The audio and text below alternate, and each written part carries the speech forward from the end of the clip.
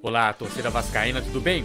Tudo pronto para mais uma edição do Vascão Notícias, o seu jornal diário com as principais informações do Vasco da Gama, de forma clara e objetiva.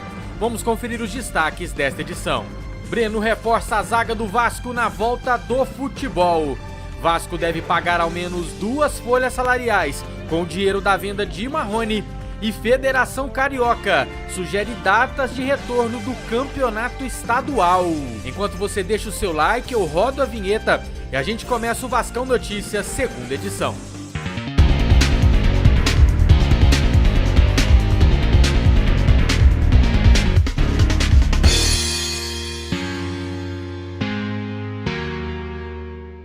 A zaga do Vasco pode sofrer alterações no retorno ao futebol.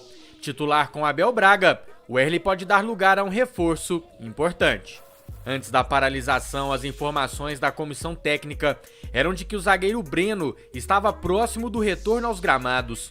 Com a pandemia, os planos foram adiados.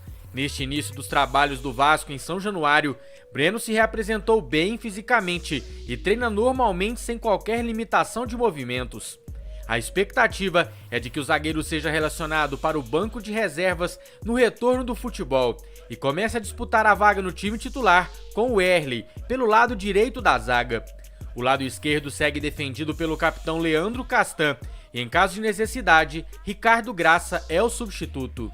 Breno tem 30 anos e, segundo o site Transfer Market, seu contrato com o Vasco termina em dezembro. Na guia Comunidade, aqui no canal Vascão Notícias, está aberta uma enquete sobre a titularidade na lateral esquerda do Vasco.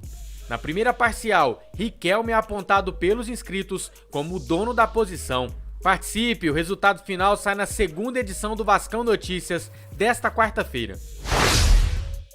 Conforme informações do jornalista Lucas Pedrosa no Bola VIP, o Vasco irá quitar no mínimo 2 folhas salariais a jogadores e funcionários, com o dinheiro da venda de Marrone ao Atlético Mineiro.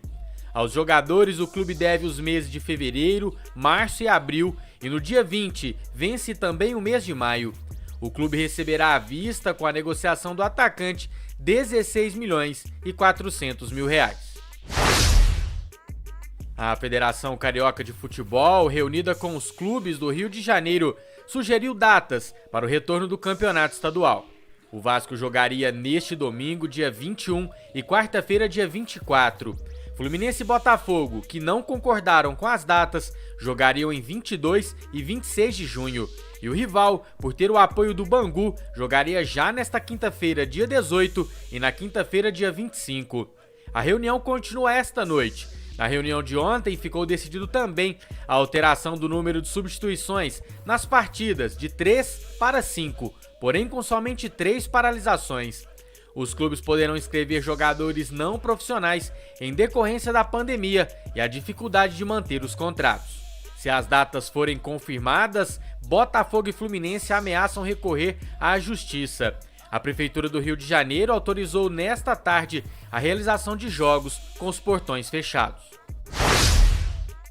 Quase 90 mil vascaínos já renovaram seus títulos de sócio-torcedor do Cruz Maltino. Até o fechamento desta edição, o contador do site Sócio Gigante mostrava mais de 123 mil associados. Você que se interessou e quer ajudar o Vasco, para você conhecer os planos e benefícios do site Sócio Gigante, o link está sempre na descrição de todos os nossos vídeos. Em enquete aqui no canal, a maioria dos inscritos se manifestou contra a venda do atacante Marrone ao Atlético Mineiro. Confira outros jogadores revelados pelo Vasco, vendidos recentemente no mercado interno. Em 2013, Dedé era chamado de mito e foi vendido por 14 milhões de reais ao Cruzeiro. Em 2014, foi a vez de Marlone, novamente ao Cruzeiro, desembolsou 3 milhões e 200 mil reais por 60% dos direitos econômicos do atacante. O zagueiro Luan, com passagem marcante pelas seleções de base, rendeu somente 10 milhões de reais ao Vasco na transação com o Palmeiras.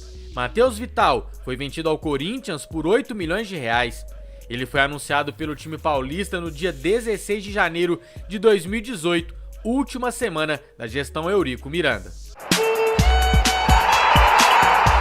Salve, família vascaína. Olha, com o Breno não adianta, a gente vai ter que ter calma, ele vai começar a ser relacionado para depois começar a entrar em alguns jogos, disputar naturalmente a vaga com o Erle, e se ele jogar o que sabe, ele ganha essa vaga, para depois ir entrando de titular, né? Tem a questão de tempo de bola, enfim, pro zagueiro é complicado ficar tanto tempo inativo. Que bom que ele tá de volta, a zaga pra mim fica muito forte com o Breno e Leandro Castan. Mais uma pros candidatos, em aprender que vender mal os jogadores do Vasco, você fica enxugando o gelo que não para de derreter. Não adianta vender jogador, vender ativo para pagar dívida pequena, para pagar salários atrasados, por exemplo. Batendo essa tecla sempre, tem que buscar novas receitas, colocar a casa em dia, para bater o pé numa negociação dessa. Ou pago o que eu quero, ou não levo o jogador, não tô precisando. Sobre a volta de futebol, vendo pela visão do Vasco, o motivo interessante é somente ver como que o Ramon tá pensando esse time, quais jogadores ele pretende utilizar nesse retorno do futebol. Mas já que os jogos foram autorizados, né, vai ter o retorno do campeonato estadual. Existe um protocolo elaborado por médicos dos clubes que garantem que o risco de contaminação é mínimo. Todo mundo que estará em contato testou negativo e há todo um cuidado, um protocolo estabelecido. O grande problema fica a mensagem para a população, que vai vendo em cada uma dessas decisões da flexibilização, né, um motivo para também não levar tão a sério assim a quarentena. Mas sem hipocrisia nenhuma, né, galera? A gente sabe que a quarentena no Brasil foi um pouco dublada, né? Pouca gente levou a sério, infelizmente. Então não acho que é o futebol que vai ser o grande problema. A coisa já tá ruim por outros fatores. Branquete do lateral esquerdo, o comentário do Gleison. Alexandre Melo joga bem pra caramba, já vem com alguns jogos no profissional. Só precisa de sequência, não vejo outro melhor do que ele no momento. Sobre o nome do CT, o comentário do Alan Jones, Centro de Treinamento Moacir Barbosa. Nada mais justo homenagear o lendário goleiro Barbosa, tão injustiçado ao longo dos anos por causa da perda da Copa de 50. Barbosa é um símbolo da história do Vasco, ídolo e importante no time vascaíno. Comentário do MC Vini.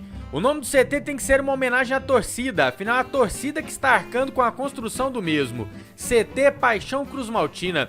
Esse nome cairia bem, afinal é a paixão do torcedor que está realizando este sonho. Você que perdeu a primeira edição de hoje, com mais informações do Vasco, vou deixar um card aparecendo no canto superior da sua tela, é só clicar e assistir.